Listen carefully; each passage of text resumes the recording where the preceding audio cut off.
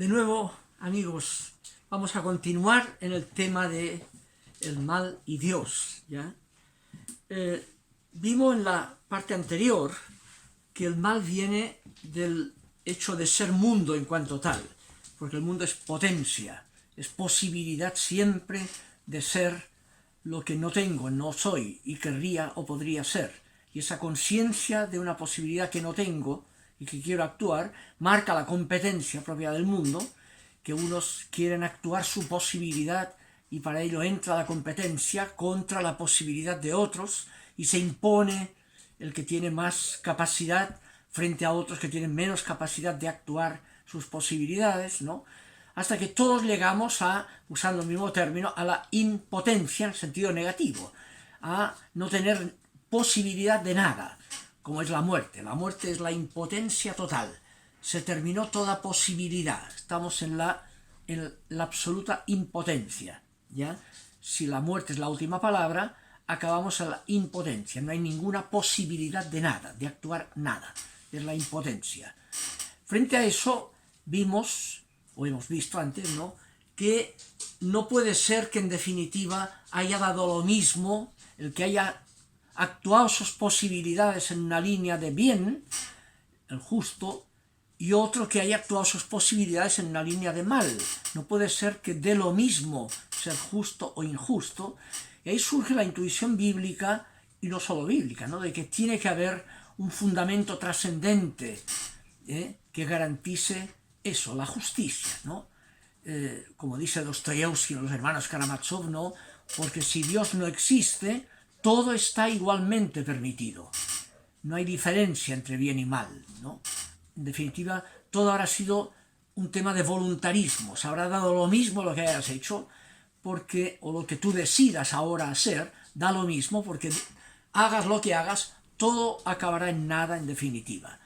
Lo que hayan hecho o no hecho los terrícolas, en definitiva, con X millones de años, ¿no?, todo habrá sido por nada cuando esta tierra se funda en el sol, ¿no? Ese es el tema. Entonces, ¿qué es lo que vale la pena decidir mientras tienes la posibilidad de actuar y por qué? ¿Cuál es el fundamento de la ética, diríamos, de un deber ser? ¿Por qué? ¿O es cuestión de gustos y da lo mismo porque todo acaba en nada en definitiva? Ahí está el problema. Ahora, el intuir que Dios tiene que ser como garantía de la justicia, porque solo la justicia es inmortal, como dice sabiduría, no quita que hay experiencias de injusticia o de mal que son especialmente escandalosas, que es el sufrimiento y el mal donde más duele, el sufrimiento del inocente, el sufrimiento del inocente, ¿no? Como dice también Dostoyevsky, ¿no?, en Los hermanos Karamazov, toda la belleza del universo, toda la bondad y la belleza de toda la expansión del universo o del multiverso, no compensan, dice él, las lágrimas de un solo inocente. Y añade, y si el sufrimiento del inocente es la condición para que pueda darse toda esta expansión del universo, tiene que ser así, yo devuelvo el billete, dice él. No, me salgo, no me interesa esa expansión. Una frase que tomará Sartre de Dostoyevsky también, devuelvo el billete. Es un escándalo, no valía la pena. Mejor no ser que ser, si el ser implica ese escándalo de la competencia arrasando con el inocente, ¿ya? Ese es el tema donde más duele el sufrimiento, ¿ya? El inocente que la sufre, ¿ya? Entonces, lo grande aquí de la tradición bíblica y cristiana, ahí hay una genialidad, ya que San Agustín tiene en su genialidad esa la raíz de quizá la peor cosa que ha producido el cristianismo, que es la hipótesis de la doble predestinación, marcado por su maniqueísmo camuflado de Agustín, pero él en su genialidad aporta también cosas enormes. Y una es todo el tema de la teología de la gracia, Agustín, en aquella frase, en este tema del mal, en el acto eterno de decidir crear, que haya mundo, Dios, en ese mismo único acto eterno, decide encarnarse y morir en cruz. Es decir, no son 2 o 3 actos, no es que hay un acto eterno, que es lo que Dios es Él en sí mismo, y a partir de cierto momento crea el mundo, y después le sale mal el tema y tiene que encarnarse, un acto detrás de otro, no. Eso es una lectura espacio-temporal. Pero Dios es un solo acto, no tiene potencia, ¿ya? Es acto puro, como dice Aristóteles, ¿no? Es un solo acto eterno. Y en ese único acto eterno, inmutable, perfecto, no tiene posibilidad de actuar algo que no lo tenga en acto, ya no sería perfecto, no sería Dios. En ese único acto eterno, Dios eternamente decide que exista lo que no es Dios, el mundo, que es lo que no es Dios, no es panteísmo, el mundo no es Dios, por eso implica mal, carencia, ¿ya? Por eso, porque el mundo no es Dios, esa es la raíz de que implique carencia. Y entonces, frente a eso uno diría, a ver, quizá la solución sería que no hubiera mundo, como postula Buda, dejar de existir de alguna forma, ¿no? ¿Por qué Dios, en su acto eterno, decide que exista el mundo, si este mundo implica mal, carencia? ¿O lo pidió de sorpresa? ¿No anticipó bien y tiene que irlo arreglando sobre la marcha? Conceptos absolutamente de falencia humana, ¿no? No, es un solo acto eterno, inmutable. ¿Por qué en ese único acto eterno Dios decide que exista lo que no es Dios? Siendo así que al no ser Dios implica mal. ¿Por qué no existe solo Dios? Y se ahorra todos los problemas y nosotros también. Y ahí viene, o es que creen que Dios crea el mundo porque, en fin, hay hipótesis antropológicas feas, ¿no? Porque estaba solo, por una especie de aburrimiento divino, quiere entretenerse con algo que no sea él, ¿ya? O quiere aplaudidores, crea el mundo por su eterna gloria, como una especie de solterón autosuficiente que quiere aplaudidores, quiere que haya gente que sepa lo que vale él y que esté por los siglos de los siglos diciendo viva Dios, ¿entienden? Y el contento de que haya tanta gente que reconoce lo que soy y lo que valgo. Eso lo haríamos nosotros, eso no lo hace Dios. Dios es autosuficiente en el sentido, Dios es un acto terminado, perfecto. ¿Por qué existe lo que no es Dios? ¿Por qué Dios crea el mundo? Decide eternamente de que haya lo que no es Dios, que implica el mal, ¿ya? ¿No será que eso revela lo que Dios es? ¿Ya? Y ahí viene el tema, y es que Dios no es poder. El mundo tiene potencia, y por eso implica competencia, luchas de poder, con el mal que implican esas luchas de poder, la selección natural, el que haya ricos cada vez más ricos a costa de pobres cada vez más pobres, todo es el mal producto de la competencia, de las luchas de poder que intentan imponerse a costa de otros que también intentan actuar posibilidades, ¿ya? Dios no es poder, es el mundo que es poder. Entonces, ¿qué es Dios? Y eso se muestra en el hecho de que exista el mundo con el mal que implica. Que Dios es relación en sí mismo, es un acto eterno relacional. Dios no es yo tú, es salida de sí mismo eterna al interior de sí mismo. Eso es lo que es en sí mismo, es lo que llamamos la teología trinitaria. Dios es salida de sí mismo eterna al interior de sí mismo, es relación, ese es su único espíritu, relacional, de ida y vuelta, de padre a hijo, hijo a padre, dicho en cultura patriarcal, obviamente. No es para legitimar el poder del macho más que el de la hembra, no. En Dios no hay sexo y por tanto se dice padre, hijo en cultura patriarcal dirían madre e hija diciendo lo mismo, que ambos dicen es relación. Dios es relacional. Por eso hay lo que no es Dios. Yo no habría creado. Uno regido por el principio narcisista, no le conviene a Dios la creación.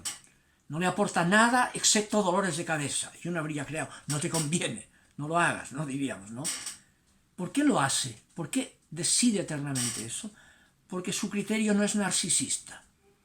Es salida de sí mismo eterna al interior de sí mismo. Por eso hay lo que no es Dios.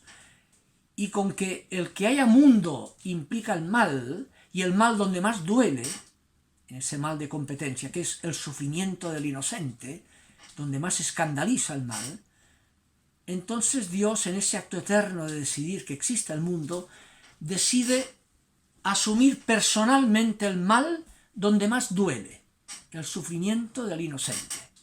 Como decía Agustín, en el acto eterno de decidir crear, Dios decide encarnarse y morir en cruz.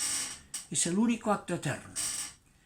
Entonces ahí viene el tema fundamental del cristianismo, la genialidad del cristianismo, lo que es propio del cristianismo, que no tiene ninguna otra religión, de que Dios se revela en un crucificado, en un perdedor, no en un ganador, para revelar que Dios bendice al que le va bien. No, Dios está con el crucificado, está ahí. Ya, aquella frase que aparece en Juan, por ejemplo, en el capítulo 12 del Evangelio de Juan, que aparece Jesús turbándose, dice: ahora mi alma se siente turbada. ¿Y qué diré? Padre, líbrame de esta hora. Se anticipa su crucifixión, ¿no? Pero si he venido para esta hora, precisamente, a esto he venido.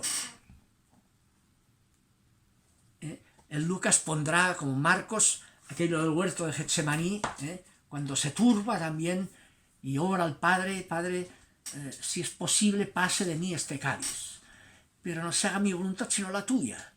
La voluntad eterna de decidir ser solidario en el mal donde más duele, el sufrimiento del inocente. Y Jesús, el hombre Jesús, asume el tener que realizar como hombre Jesús, concreto, Jesús de Nazaret, eso que ocurre con hombres concretos, víctimas atropelladas. De manera que en el crucificado Jesús de Nazaret, Dios revela quién es y qué es, cuál es su substancia, que no es poder sino relación, extroversión, que no hace nada por su eterna gloria, que se autovacía de su dignidad divina y se hace hombre, y hombre en situación de esclavo, y muere como un esclavo. El famoso texto de Filipenses 2, ¿no? Quizá el más antiguo de la tradición cristiana. La kenosis, se autovació de su dignidad divina y se hizo hombre. Uno diría, puestos a ser hombre en New York, ¿no? No, hombre kenótico y por tanto de periferia, no de centro, para mostrar que Dios es solidario con la periferia. Dios es solidario en el mal donde más duele, el sufrimiento del inocente. Donde hay víctimas concretas, siempre Dios está ahí. Dios no está nunca con los victimarios. No es el que garantiza la victoria, sino el que garantiza que la víctima nunca será víctima de la injusticia.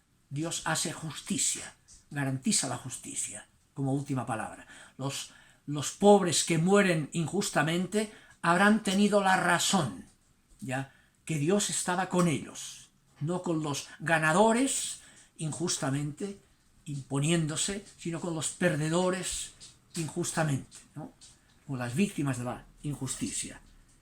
En ese sentido hay una perspectiva muy importante aquí, y es que Dios no salva del mal, Dios no salva de la pandemia, Dios no salva del cáncer terminal, Dios no salva de la muerte. Eso funciona por otros criterios autónomos de causa-efecto propios del mundo, con el mal que implica, sino que Dios salva en la pandemia, en el cáncer terminal, en la muerte. Dios garantiza, está ahí. Ya ve, yo estoy ahí. Confía que yo estoy y estaré ahí. Que nunca estarás solo. Que yo estoy contigo. Ese es el tema.